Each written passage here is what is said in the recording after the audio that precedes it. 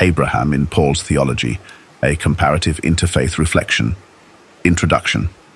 Ibrahim in Islam, Avraham in Judaism, stands as one of the most influential figures in the Abrahamic traditions.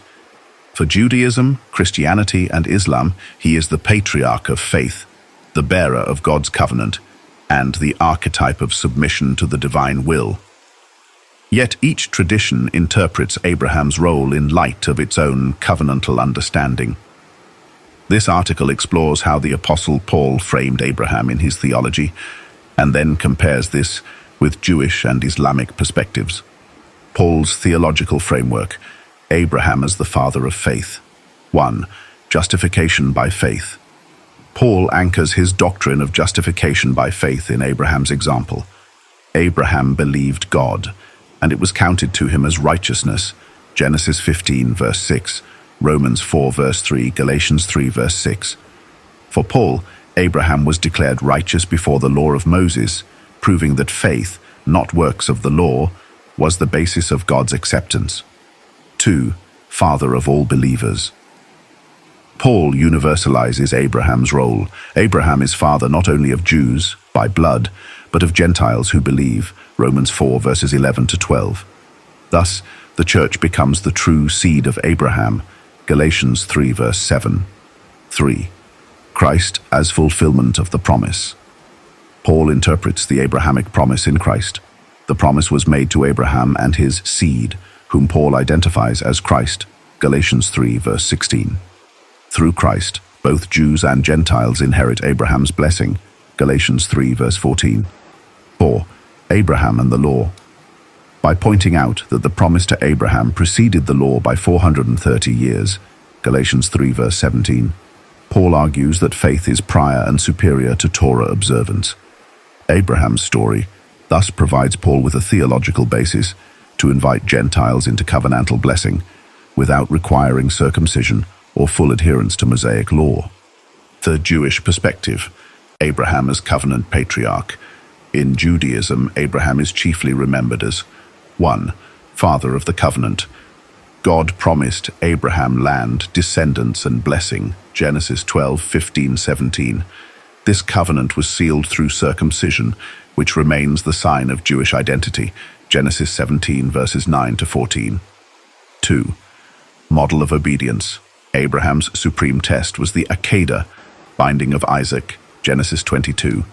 His willingness to sacrifice his son shows ultimate obedience to God's will. 3. Lineage and peoplehood. Abraham is seen as the founding ancestor of Israel, linking Jewish peoplehood to divine promise. Unlike Paul, Jewish tradition does not universalize Abraham's fatherhood. It emphasizes continuity through Israel. In rabbinic literature, Abraham is even praised for keeping the Torah before it was given. Mishnah, Kiddushin 4:14, highlighting obedience as central, not faith alone. The Islamic perspective: Abraham as prophet and Hanif. In Islam, Ibrahim is revered as 1. The first Muslim, Hanif.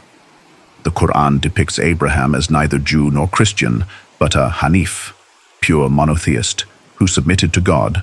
Quran Surah 3, verse 67. 2. Builder of the Kaaba, house of God. Along with his son Ishmael, Abraham raised the foundations of the Kaaba in Mecca. Quran Surah 2, verses 125 to 127. This ties him directly to Islamic sacred geography and universal worship. 3. Father of prophets. Through both Ishmael and Isaac, Abraham becomes the patriarch of prophetic succession leading to Muhammad. Quran Surah 6, verses 84 to 86. 4. Model of submission. Like Judaism, Islam emphasizes Abraham's willingness to sacrifice his son, understood by many Muslims as Ishmael. His act epitomizes Islam, submission. For Muslims, the covenant with Abraham is universalized in Islam, the prayer of Abraham for a prophet among his descendants. Quran Surah 2, verse 129, is fulfilled in Muhammad, making the Muslim community heirs to Abraham's faith. Comparative analysis. In Paul's theology, righteousness is based solely on faith. Abraham's belief in God, rather than any adherence to the law, is what counted as righteousness, and this principle extends to all who believe in Christ, whether Jew or Gentile. By contrast, Judaism emphasizes Abraham's obedience and covenant fidelity as the foundation of righteousness. Abraham's willingness to submit to God's commands, especially in the binding of Isaac, highlights obedience as the core of covenantal life. Islam, meanwhile, frames Abraham as the model of Islam, submission. His total surrender to God, exemplified in his readiness to sacrifice his firstborn son, Ishmael, defines him as the archetypal Muslim. For Paul, circumcision is no longer the covenant's defining sign. Instead, faith in Christ has replaced it as the marker of belonging to God's people. Judaism, however, continues to uphold circumcision as the physical and perpetual sign of Abraham's covenant with God. In Islam, the covenantal sign is not confined to one ritual, but expressed through the wider practices of monotheism, prayer, Hajj, and submission that connect believers to Abraham's legacy. Paul identifies the true seed of Abraham as Christ and all who belong to him by faith. Jewish tradition, by contrast, views the seed of Abraham primarily in terms of biological descent through Israel. Islam expands the lineage to include descendants of both Ishmael and Isaac, with the covenant fulfilled in Muhammad and the community of Islam. Finally, each tradition interprets the story of Abraham's sacrifice differently. For Paul, the binding of Isaac foreshadows the ultimate sacrifice of Christ, pointing to salvation through faith. In Judaism, the binding of Isaac is a supreme test of obedience and covenant loyalty. In Islam, the sacrifice is understood by many to involve Ishmael, and it symbolizes total submission to God's will.